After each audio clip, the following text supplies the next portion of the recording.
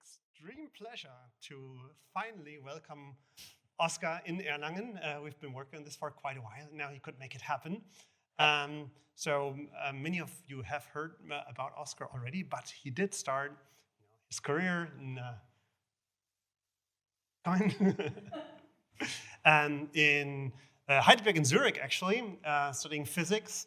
Then moved to Berlin to the group of Erwin Frey, who was in Berlin at the time, I think just before he made the jump to Munich, right? So most of you probably know Erwin from his work in Munich.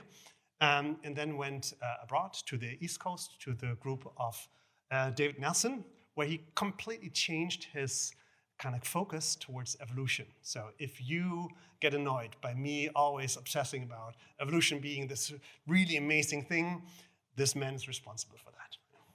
Because then he, after a time in Max Planck, actually also as a group leader in Göttingen, moved to the University of California, Berkeley, where we teamed up a bit for some fun and fruitful times during my postdoc.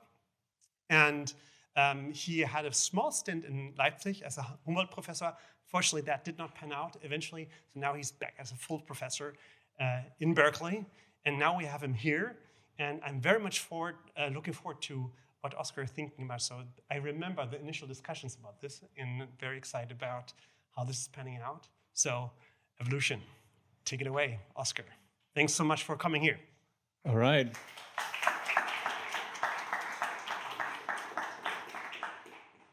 Thank you very much, Jona, for your invitation and for introducing me. And also I have to say it's a fantastic place that you have built. I got a little tour today, and it's really exceptional to have people from the medical school and from physics coming together in one building. Haven't seen that. I'd love to have that in Berkeley. So this is going to be a talk that has in it experiments and also theory. I'm kind of a hybrid between experiments and theory. And my heart or my background is in physics. So please ask questions if anything is unclear about the equations. Actually, I love if these talks are lively. So I don't know. Is there an award for the first question to be asked? I don't know. But excellent idea, though. Right. Yeah. Maybe one should do that. Okay. So first question during the talk. Coffee on me. But was that already a question? All right. Okay. So. All right. So this is my title slide. It relates obviously to island biogeography, which is in the title. And it's unfortunately not really the place we can go to do experiments, these beautiful islands. Also, it's somewhat fake because only these 4 islands really exist. And I copy and pasted to create this lattice of islands. You also need to flip them so that you don't see this line in between. So it's a poor man's version of creating beautiful images. And I did this to show that if we had a lattice of islands, there are certain types of experiments we could do macroscopically that unfortunately are hard to do macroscopically. And the people that would have loved to have that or do those experiments were E.O. Wilson and MacArthur, who started with this field, island biogeography. Well, they started the field with this book called The Theory of Island Biogeography. And they were not humbled persons because the first book is already like The Theory of Island Biography. There was no island biography at the time. And they already had the theory for it. But they really kicked off quite some interest in this area. So what is it about?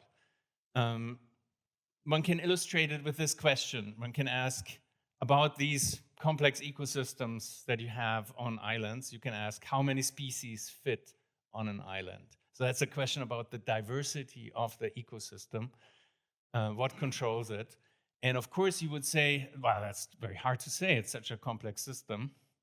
And that's true, but they said maybe it's just, the outcome is just a competition of a few dominant forces that control diversity. So they said, for example, one force is immigration, meaning, let's say on driftwood, some species are coming to the shores of this island, and then they can try to colonize that island. That's one force. Another force is stochastic extinction, because the island is finite. If you wait long enough, a species that's present there will just go extinct. And based on this competition, then, they made some drawings, some diagrams. Here, for example, you see two curves. One is the immigration rate as a function of how many species there are on the island already. It goes down because the more species there already are, the fewer are to be discovered. Another is these red curves. That's the extinction rate. The more species are on the island, the higher the rate that they go extinct. And when the two cross, you would think, oh, that's an equilibrium. That's a possible equilibrium or a steady state number of species on that island. And you can say, okay, yes, but who gives you these curves? They said, well, nobody, but you can at least qualitatively say what happens with these curves when you change the size of the island, for example. When you make the island larger, you would expect the extinction rate to go down because the population sizes are larger. And so based on that, they made the prediction, for example, which is called the island area effect, that the larger an island is, the larger should be the diversity on this island. And that, it's a simple prediction. It makes a huge number of assumptions, but it energized the field of conservation biology, because people realized I can apply this not only to islands, I could apply it to national parks, for example. When I asked the question, how should I design a national park? And it led to a large debate about the question of structure of national parks. And Jared Diamond, for example, which some of you might know from books, said, a single large reserve is better than several small ones. And that even led to a debate called the sloth debate, single large or several small, which was going on for years and years and years, because people said, wait a minute, before we really make big decisions, like how we create national parks, we should do experiments. And so they went out to do experiments, lots of type of experiments in natural forests to try to test this, and it went in lots of different directions. Some were supporting this, some were rejecting this, and you couldn't really draw strong conclusions. And the reason is really it's a complex systems, and these arguments make a lot of assumptions. You compare islands of different size, assuming all else being the same. You make assumptions of equilibrium, and lots of more. So the criticism was essentially, well, do we get these predictions because this is an emergent simplicity in a complex system, or because it's just too simple by construction? So verification proved quite challenging. However, and research on this dwindled then. But I think there are important lessons to be taken from this field. So I wouldn't say it's a particularly active field at the moment, but they asked fantastic questions, I think, in this book, to be asked about other systems too. And they also realized that emergent phenomena are there in ecosystems, and that they are dependent, that they're scale dependent, which we also know in physics. In fact, the kind of essay that was written and that crystallizes this idea in ecology, which is this one by Simon Levine, is kind of the ecology version of something we have in physics as well, which is the essay More is Different by Phil Anderson. I think now is actually a good time to work on this field again. Why? Because we have so much data and so powerful tools to analyze them. So for example, on the macro scale, we have lots of data about the Earth, remote sensing data, which could be analyzed, for example, by AI or population sequencing data. That's a different area in which we also work. However, today I want to talk about the complete microscale and talk about these questions in the context of microbes. And I want to argue that there we can do experiments to test some of these ancient, I would say, predictions and actually ask whether they're correct. So how does ecology and evolution vary at the microscale would be the question. But why should this be relevant? Well, for us, big things, if we ask, like, what's an island? Well, it has to be a reasonably sized spot or an island that looks like an island. But if you think about a bacterium, an island can be a little dust particle or the reverse, like a little cavity. And if you look around, there are lots of cavities in soil around us in the environment, but also on us and in us.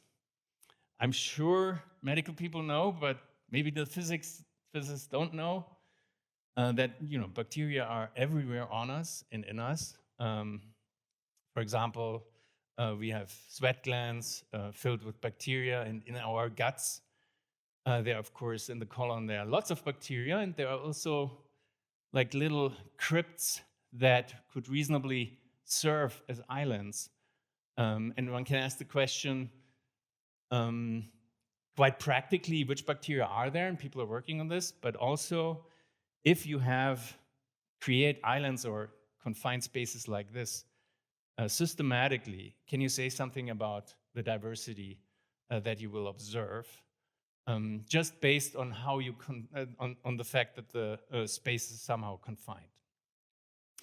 And one question that will pop up is the notion of colonization resistance, which means that once you pre-colonize such a confined space, there's the finding typically that it gets very hard for additional species to come in. So if this is there, then you might imagine that diversity is hard to be generated. All right, so let's go to the kind of experiments that then we started initially about these questions. So this is where my hero, Yuya Karita, comes in. He was a biophysics grad student at the time. And he said, okay, let me create a series of islands in a microfluidic device. And this is the microfluidic device that he then did. It's a very simple device where you have a channel system that you see here. Through this channel, this is kind of the main channel that brings in nutrients and bacteria. And then the bacteria that are floating along are exposed to these cavities. And then we can just say, okay, let's watch how these cavities are being colonized, or what's happening, what's the dynamics. And many of you might have seen devices of this type. It is kind of a derivative of what's called the mother machine. The mother machine is different in the sense that it has only cavities that are very narrow, so it looks like a sausage machine for E. coli. This is much wider, so they can overtake each other. And also, the main innovation, I would say, here is to systematically vary the scale, the length scale of this cavity to see what's happening. And because it looks like a pan flute, we call it the microfluidic pan flute. So I'll show you now data for what's happening there. So, the bacteria, we studied lots of different bacterial species. We focused initially on this one, Acetobacter indonesiensis. It's not very important for humans, but very important for flies. So I have a collaborator, Will Luddington, who studies the gut microbiome of flies, and one of the main players is this one. And so he can then go and do microscopy on the fly gut to see whether similar phenomena are there. Okay, I show you first a still picture of the steady state in this device coming from the short end. So what you'll see here is bacteria are being able to colonize these cavities on the right end, where the cavities are relatively large, but there's much less population present here, and there seems to be kind of a transition happening, a colonization transition. Okay, what could explain that? Well, I tell you first in words and then in equations. There's a first question, but PIs don't get whatever you promised them.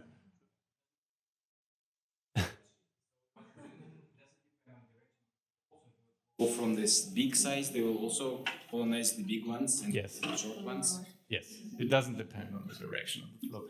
And also not on the ordering of the cavities. So we have a control chamber device where we randomize the sizes of these cavities, and it happens in the same cavities. But here you just nicely see where it sets on, and so there's a transition like that. And the reason it happens is you indeed have a competition similar to what... Were there more questions, by the way? Yeah. Okay. Okay. Yeah, we have a competition of two forces here. One is birth, so these bacteria grow at high rate when the nutrients are abundant, and that tends to increase the density of the bacteria. On the other hand, there's an effective death process. Bacteria don't really die in these devices, but they might, by diffusion, go sufficiently high up and then get caught by the low but finite flow of media and nutrients here in the main channel. And both of these scale differently with lengths. As a result of that, there's a characteristic length where colonization becomes possible. Okay, now let me be quantitative about that. This is now where physics comes in. So you can describe, still with a very simple equation, effectively the dynamics along the long axis here, which I call the x-axis. And what you have here is the rate of change of the density of the bacteria is controlled by two terms. One is diffusion, that's the second derivative here, and the other one is just exponential growth with growth rate r. And you need to supply this differential equation with boundary conditions. One is, this on the right says the cells get reflected through the low end, cannot disappear. And the other one here says that at some point the density goes to 0. This is the x equal 0 position. So you should view this really as a definition of where x equal to 0 is, because that really depends on also the flow rate. So we can control, by controlling the flow rate, we can essentially control where the density of the bacteria go to 0. But what this linear theory here tells you is there's indeed a characteristic length that you can form from diffusivity and growth rate in this way, which tells you when this area is too small, then you can only have extinction. So meaning, technically, it means that the empty cavity is stable and cannot be invaded. We can measure diffusivity and growth rate independently for these bacteria, and we find a length scale that is consistent with what we see. But more importantly, we also can predict kind of the density profile as a function of x, and then compare with the density profile we measure in time-lapse movies. It has this cosine profile, which indeed agrees quite well with what we measured, except here near the place where the density goes to 0. That's the deviations there certainly come from this theory being too simplistic there, because it depends on the hydrodynamics of the flow. Yes? Attached to? The surface? No, so this is all fluid. They are immersed in a fluid medium. They're diffusing in that fluid. Yeah. So I don't remember if you ever did this with motile bacteria as well, because that would be like a way to effectively change heat drastically, and that would then... This is something we're doing with Katja now, but we haven't actually. I mean, yeah. I was wondering how many bacteria are seeded for each well. Is this depending on the volume, or it's just random? No, this is self-organized, right? So very low concentration of bacteria is in this main channel.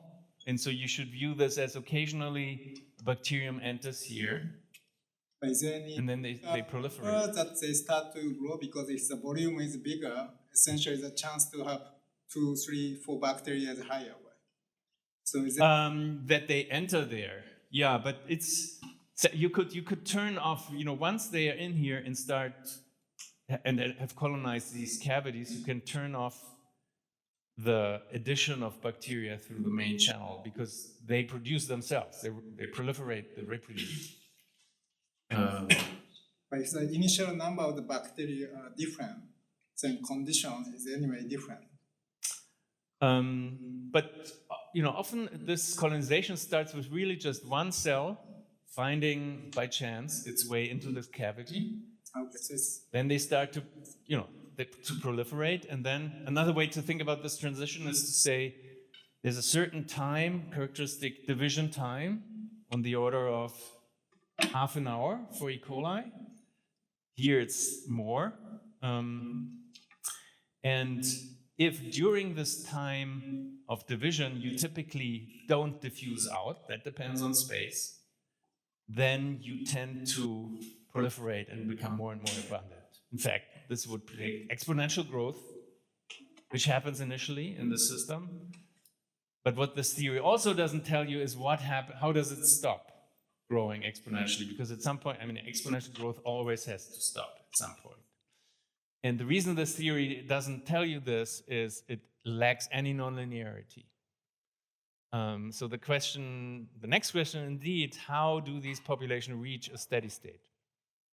And for that, I want to show you just time-lapse movies because they give us not only a clue, but they are at first maybe a little bit surprising.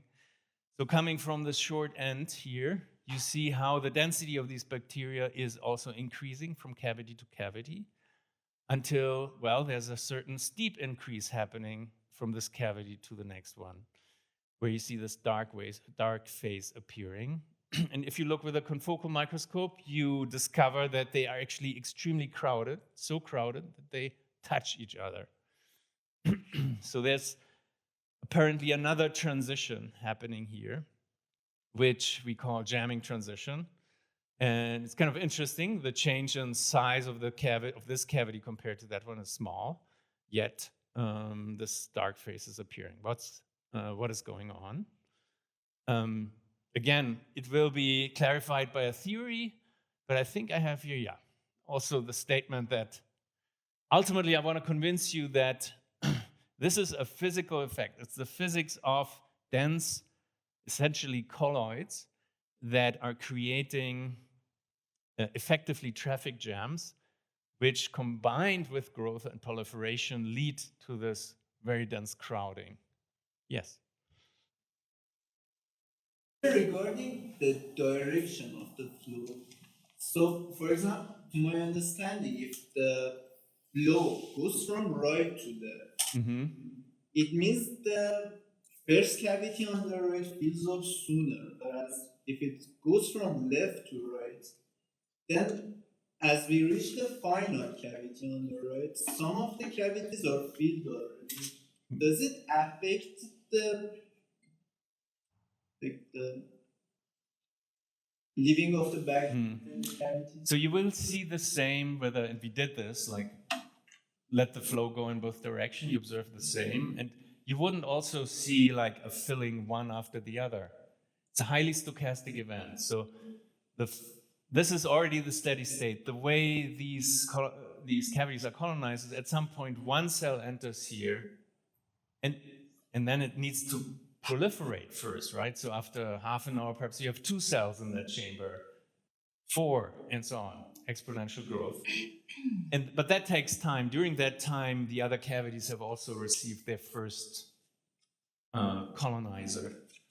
And then the rest is this competition between growth and division. So there's not a strict order of colonization as you believe. It only affects the initial condition of each cavity. No, even that is not strongly affected. It affects a little bit the shape. The flow field has a little bit an effect on the boundary layers. It's hard to see here. Well, here you see some symmetry breaking. This is not completely symmetric. That is due to the flow. But otherwise, the colonization phenomenon is... There was a question? Yes. Is there any effect of gravity? Because I see always the colony at the bottom of Of course, there is gravity in our world, but it's not particularly strong for these cases. Why it is forming always at the bottom of the channel? Why these populations are at the bottom? Well, so at the top channel, you have a channel where you have some amount of flow of media through them. And so the cells that are near the top, they tend to, by chance, diffuse sufficiently high up, and then they are carried away. So it's like an absorbing boundary condition. It's effectively for the bacteria like it's a death event. They get carried. They don't really die, but they are carried away out of the chamber. And it's only at the bottom where the density can become really high. And we can explain this quantitatively. Yeah? I don't know if I observed correctly that basically the low density, the region of low density is approximately has the same thickness in every single of these cavities. Like, so, I mean, thickness from up, so from the free space to the, and have you analyzed it? Is it like really the same approximate density in every single? Approximately, yes, and it's controlled by the flow that we apply in the main channel. So we can control this. This is an important control for us because it allows us to effectively change the size of the habitable area in this cavity, in these cavities. So by reducing the flow rate, you can shift this transition in one direction versus the other. Yeah. Hey, I want to make sure I understand the experiment. So, since it's a microfluidic device, gravity is perpendicular to the page, right? That's anyway yet true. Yes. Okay. So, since you're looking at Acinetobacter, you're dealing with some kind of surface motility. It's Acetobacter. What? It's Acetobacter. Oh, not It's a different one. Yeah, it's not the one you probably. So, know. what motility appendages? They don't have motility. They have no motility. They diffuse just randomly. Okay. It's just Brownian motion. Okay. Yeah. So have you tried, so right now the chamber is in the sea. Have you also tried these chambers being flat and then there's a flow? And so he said that correctly. Like the device is not positioned like this, it's positioned like that. Okay. Yeah. So then but what we also are thinking about is to potentially let them rotate and use centrifugal forces to maybe fill these chambers more readily or see what their effect is. That would allow us to apply forces to the bacteria in a simple way. Yeah. The point where the jamming transition happens, is that dependent on the rate of the flow through the main channel? Yes, it does. So if you reduce the flow, it will happen. Well, you effectively reduce the kind of the size of this habitable area. So if you reduce the flow, you increase the net size of these cavities, and the transition will go to the left. Okay, let me go to the next. Oxygen level distribution. Say it again. Have you looked at the oxygen level distribution? Oxygen distribution, oxygen gradient. Oxygen should be well supplied here on these small scales. PDMS is, oxygen can diffuse through the PDMS, but we did not measure it. Okay, in the next time-lapse movie, I show you how this forms, because that also indicates there's a phase transition and critical slowing down. So you see how these shock waves are forming in these large cavities. And for the smaller ones that are closer to the transition, it takes much longer to form. This is the last one that forms and takes many divisions for it to happen. This phenomenon of dynamics slowing down near a transition is called critical slowing down, and it's observed here. And that hints indeed also at the idea that there might be some physics behind this. Or you can simulate this as well. Yeah? Sorry, can you go back a slide? Mm-hmm. The argument that once they get too close to the channel, they go with the flow. Mm-hmm. Does this explain why the distance to the upper channel is increasing from this dense mass? Here, this decay? Yes. This one is. Yes, this distance from basically. So that's the asymmetry here of the interface between No, right and left. That different channels. So the volume of the liquid before the dense mass starts. Okay. Channels seems to increase from left to right. And that you say this might be due to what? This is my question. Yeah, I think it's these are hydrodynamics, but these are very interesting. But I think hydrodynamic questions, which require coupling the equations that I'm going to show you. Looking forward to it. To the Navier-Stokes equation, which is doable, but makes everything even more complicated. Okay. But I think it's an interesting question for sure.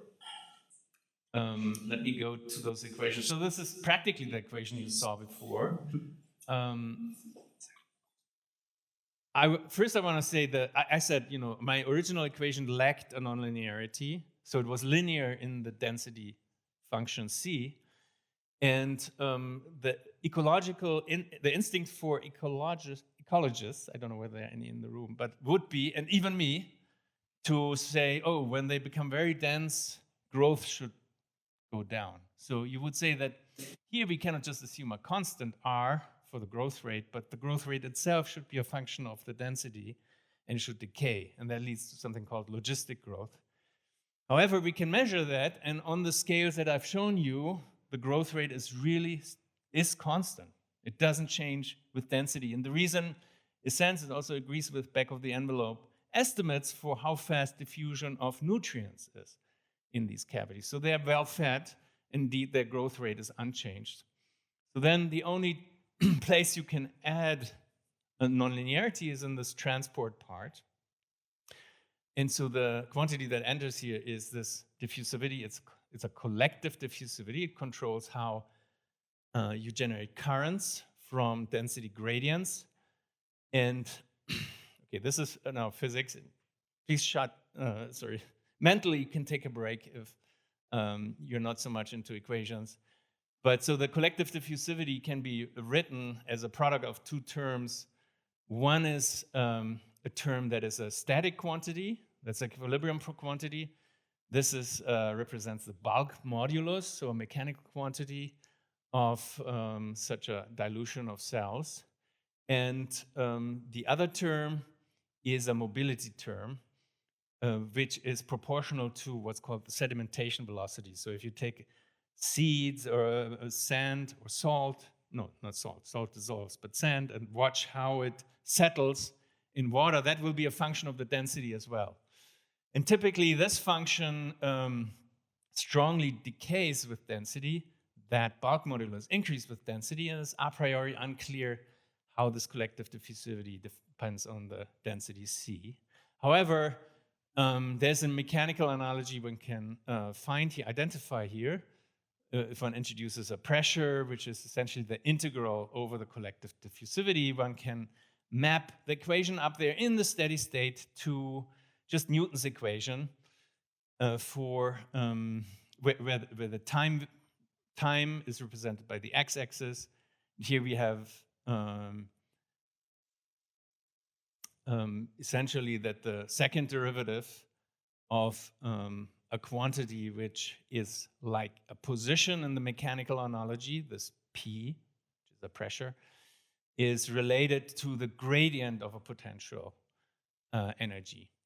This mapping allows you to solve this equation for the steady state for any functional form of this collective diffusivity, D of C.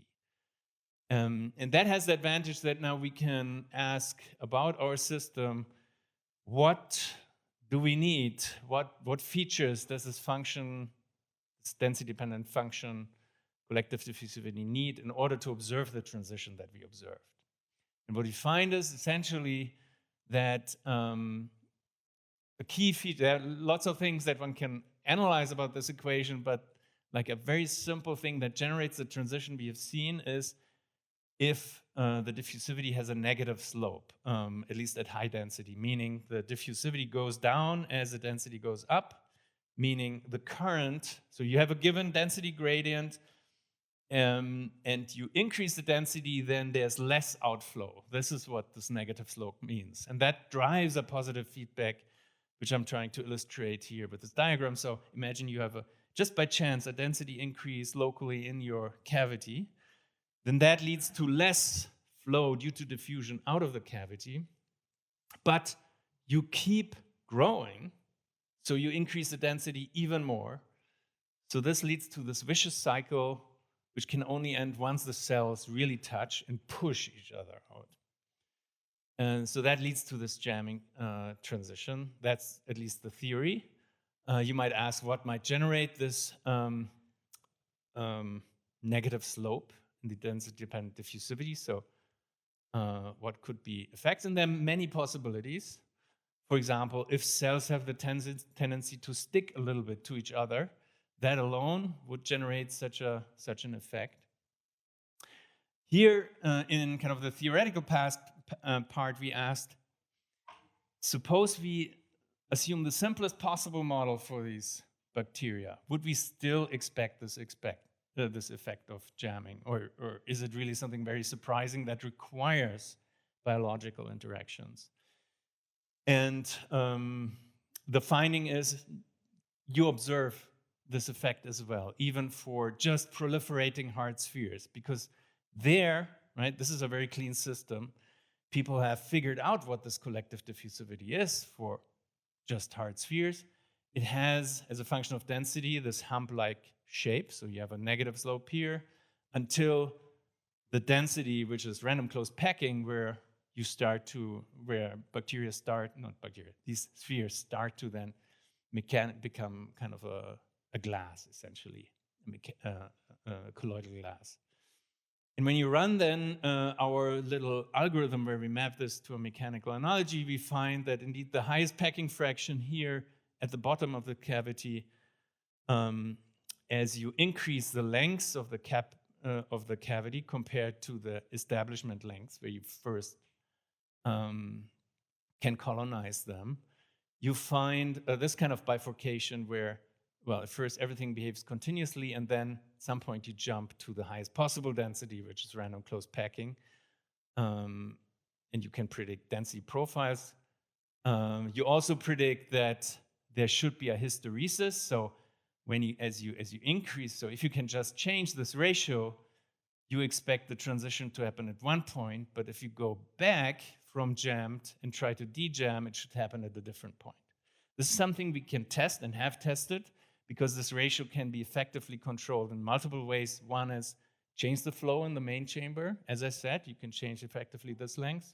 You can also do other things like change the temperature, and you find this hysteresis. So the main point here is not that these bacteria are just like colloids alone. To me, they look like that. But the important point is this is to be expected for pretty much any colloidal-like system, because even hard spheres that do not interact biologically show this phenomenon. Yeah? Changing temperature to control the growth rate, or? Yeah, growth rate. Of course, you change many other things too, but yeah. That will be the strongest effect. So that would be of D to R. Yes. Yeah. So this is a jamming transition. If you put the particles that you can track all the movements, then those movements, actually, entropy of those movements may be reduced when they do actually jamming. Have you actually experimented? Yeah, you'll see some of that. I'll say it when I get to that point. But let me come back to the original question about diversity. So far, I just talked about what a single species of bacteria, a strain of bacteria does in these islands. Now the question is, can we bring in another strain? And so here we do this pretty much with the same species. We just use a strain that's labeled green. And if you do this without giving the green species an advantage, you will not see any invasion. So here we used then a strain where we can make a bias. So we can apply an antibiotic, tetracycline here, to bias against the wild type that's currently in these cavities. And when I start this movie, you'll see what happens due to just the application of tetracycline. You see these jammed phases, they melt and become gas-like again, except for on this left end, this is still jammed. And you have seen no invasion so far. You have seen the first green cells appear here after 24 hours. If you run, if you look at the second day, you see a couple of first invasions here, there. It takes a really long time for the fitter strains to invade. And after 5 days, the picture looks variable from position to position. So on one chip, we have many such pan-flutes. Some have just few invasions, some have many. There's a lot of correlation here. There's interesting metapopulation dynamics, where first you get invasion, and then that forms a source of these green guys, and they invade other cavities. But my important point here is that in no case we ever find invasion of these jammed, very crowded populations, suggesting that somehow they are resistant to invasion. And the reason they are resistant really is due to the fact that movement inside these glass-like jammed phases is very suppressed, which we can measure. And this would be the one that I would show. Here we don't track individual beads. We have here a mixture of 2 strains. One is dark, the other one is green. And they stay pretty much separated. We can analyze the fluctuations of these interfaces to suggest or to estimate that the diffusivity in these jammed phases is as low as 1 micron squared per cell division, which is much, much less than in the gas-like phase. So effectively, even though these jammed populations are much larger than the gas-like ones, the only relevant population is at the very bottom.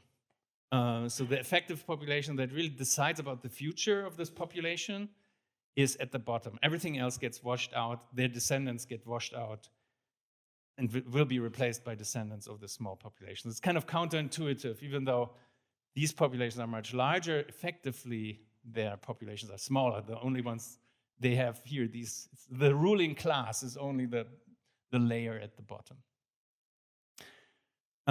So that suggests that real diversity is actually quite low in these larger islands, in contrast to this old book that I talked about initially. But it can actually be increased. Here I'm showing you from another group experiments that show that even slower growing strains, in this case the purple one is slower growing, they can survive and be maintained in these cavities as long as you have interface features that provide or that generate effectively niches that can be harbored by these strains. Sorry, the purple one is actually growing faster, as you see in this movie. The green ones are growing less fast. And so the theory was not done for this place. So this is a recent paper where we show how defects lead to coexistence, even of strains that grow at very different rates, in the case where the population is very crowded. I should probably close soon, right? That's okay. We also work, including with Jona, on cases where we look at crowded populations and ask, what is the distribution of descendants in these populations? And interestingly, the distribution is quite broad. Let me just flash this. There's a lot to be done here. Essentially, we find that the clone size distribution is very broadly distributed, which has consequences for the evolutionary dynamics we expect to happen on these islands. So let me indeed close now. Going back to, what we've learned, right? So Jared Diamond said, okay, single large reserve is better than several small reserves. Is that also true? Well, it's first of all in doubt about the macro scale, but is it true on the micro scale? I would say it depends. First of all, we had this observation of jammed or not jammed. So it's true up to a certain degree, as long as the population stays relatively dilute, but when it collapses, goes through this tipping point, and the population becomes very crowded, then in that case, it's very difficult to maintain a large diversity, except if you have features on the surface, or as we've shown also, friction that can lead to self-organized spatial niches. And then you can again create a larger diversity on the order of a couple of species within each cavity. We think this has perhaps some lessons to be learned for cases where bacteria are indeed very crowded, for example, in the fly gut. So these are images from my collaborator where bacteria are indeed very dense, or for example, skin microbiome. Just from sequencing, people have indeed seen that in these cavities, the bacteria populations are extremely the opposite of diverse.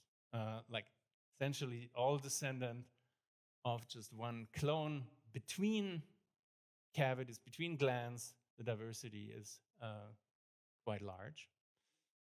And so I think this also has lessons for if you think about adaptation, right? So if I'm a host, I can imagine creating islands for my bacteria so that they potentially, so that I can enrich for the ones I care about, I want to have there, and move out the ones that are bad for me. It also has potential lessons for, on the other side, the bacteria can adapt to these challenges. This is something I couldn't show yet, which is we are very interested in understanding how selection works in this system. We find that if you start with a jammed population, selection is very inefficient. As you see here, selection against, that is again tetracycline here, that is inhibiting the dark phase, which is the resident. What we find is then as we turn on selection, also the green fraction at first gets reduced. The reason is they kind of collaborate, these two strains, in order to stay in this cavity. But everything changes once there's an ecological transition to the gas phase, then you get indeed exponential takeover by the selected strains. So I think evolution or selection, the dynamics of selection is very different in these crowded system than we think based on kind of standard essays in experimental evolution. And the other lesson for me at least is that I think the dynamics, the ecological dynamics in these spatially explicit systems are extremely sensitive to scale and require to systematically vary lengths and time scales. There's a lot more to explore, but let me just thank people involved. So I think most of the things I showed you were really primarily spearheaded by Julia, more recently by Christian Westendorf, who's still in Leipzig and with whom I'm collaborating. On the theory side, David Limmer contributed a lot, with my colleague in Berkeley. All right, let me thank you for listening, and I take questions.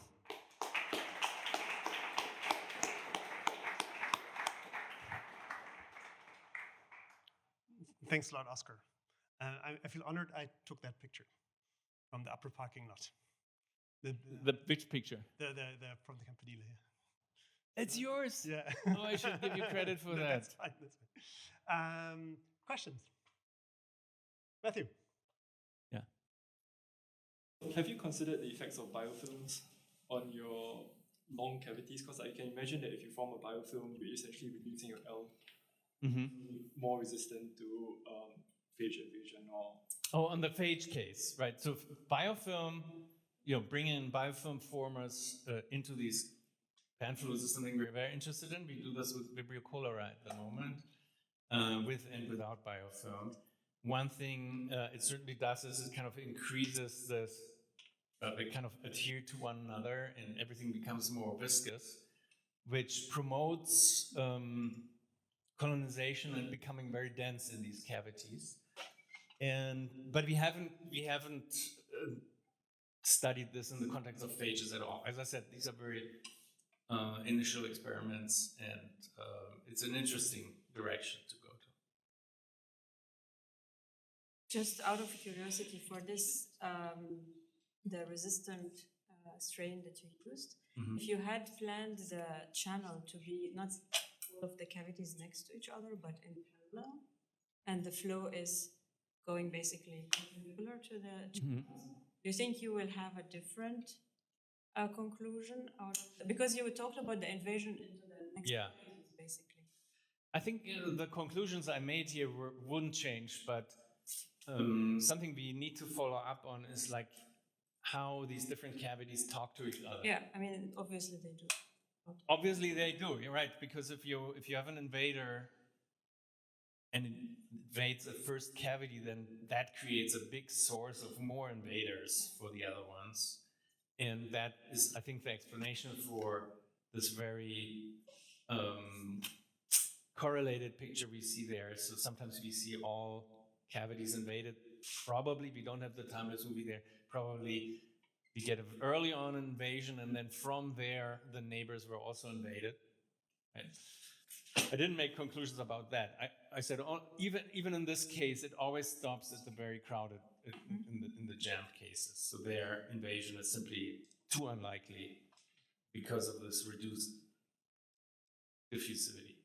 Sarah had a question? Yeah, I was just like going back to this.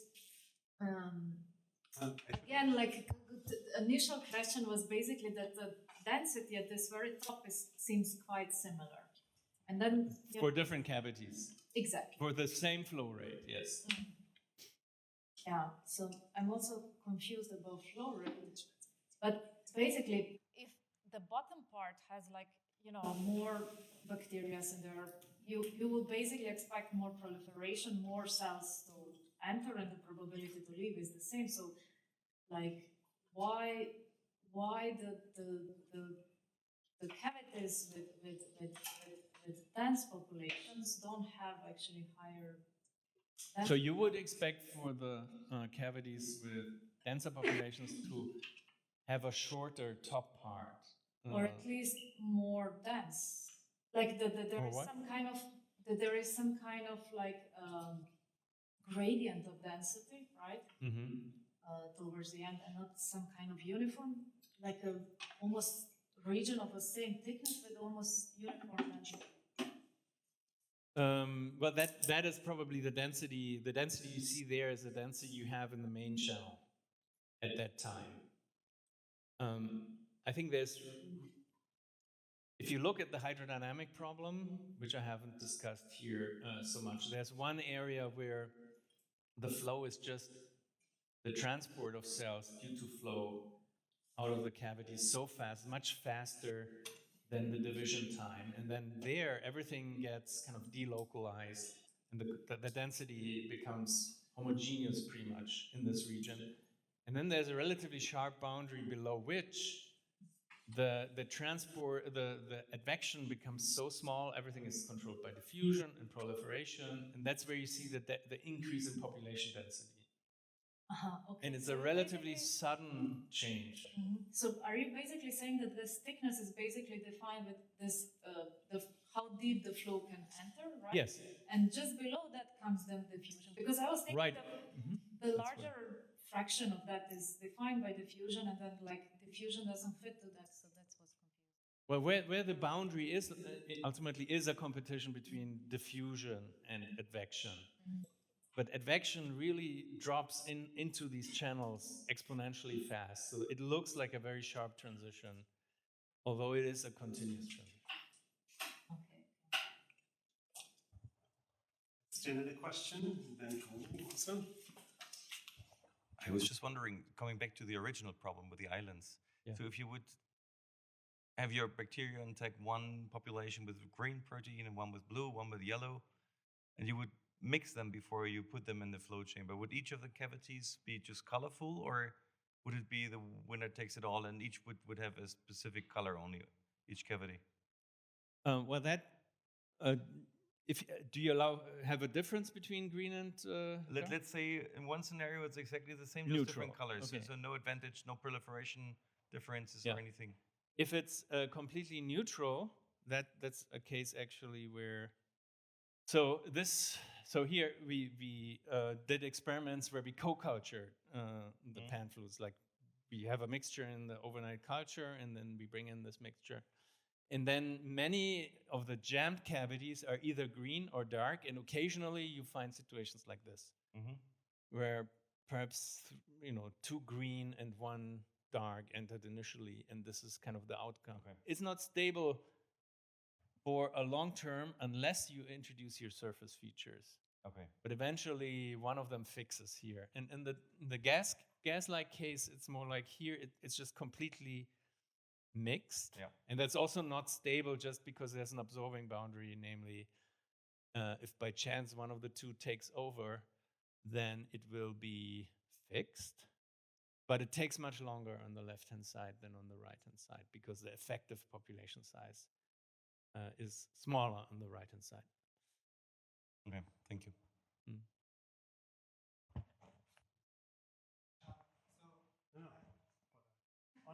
Aren't these things to be really made to be thrown? Yeah, they are. The problem is not the throwing. It's called the catching. Okay. Two questions. First one is have you actually tried a longer experiment? The question is, when you see the stabilization of jamming states, that also kind of reduce the energy or the oxygen's availability within that state. Wondering how the distance or the length of the jam's state is going to actually stabilize that colony inside of those cavity, and then in relation to the certain depth of the cavity.